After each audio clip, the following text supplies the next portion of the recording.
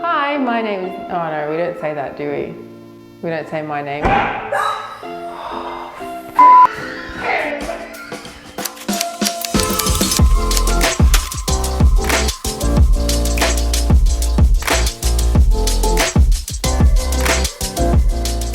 Welcome to our Speight St project. We're standing in the bathroom now and we're here to show you the best parts of the design. On this side of the bathroom we have our vanity. Now as you can see, this isn't your traditional vanity, it's actually made from two different materials. So I've got corian on the inside, which is a really seamless finish, and we've got your natural stone terrazzo on the outside. I've designed this so that it runs through the joinery. It was really important to have storage in here, but we tried to do it in a fun and aesthetic way. Where I'm standing is our toilet section of the bathroom, blocked away by this nib wall.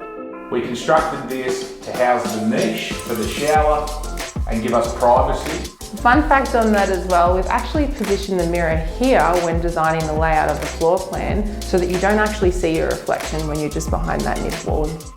What I love about these green tiles is Naomi was able to source an olive colour grout. We specifically chose this because we actually wanted this being the vanity to be the hero, and to create too much contrast on the tiles we felt would definitely take away from the hero of the bathroom. What I like about this shower is the extra width. We've also opted for a fluted glass in here to give some texture rather than just your flat single pane glass. This room may be small, but she sure is mighty. What used to be a bedroom has now been converted to the perfect size for a study to work from home in. We've got an abundance of storage as well as heaps of natural light, which is a perfect environment to be working in.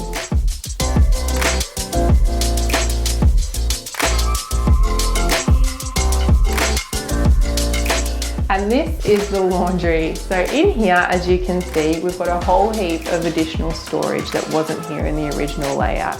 We've actually stolen quite a lot of space from the room next door when renovating the whole home.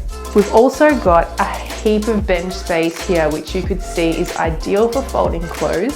This space under the bench top also houses two appliances, so you've got your washing machine and dryer.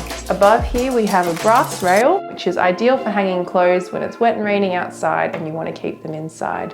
Complementing that, we've also got a beautiful brass sink with the tapware to match the bathroom. Here in the master suite, we've renovated the ensuite as well as given the master bedroom this beautiful feature wall that acts as a bed head with this timber accent on top of the ledge as well. Come follow me through and I'll show you what we've done in the ensuite. Similarly to the bathroom, in here we have used two materials for the basin. As you can see, we've utilised the space below for storage as well as storage behind these mirrored shaving cabinets. In this room, we've been very fortunate with the grand ceiling height. To accentuate this, we've opted for vertical stacked tiles, which lead your eye and guide you to focus on the beautiful skylight above the shower. I just want to say how proud I am of my little Nene. This space is amazing. Not just this room, but the whole connection through every space is brilliant. One of my other favourite parts is the study. I love that light shining through, plenty of storage, but also that minimalist vibe that it has. Nay, you are a superstar. Oh, thanks Mike.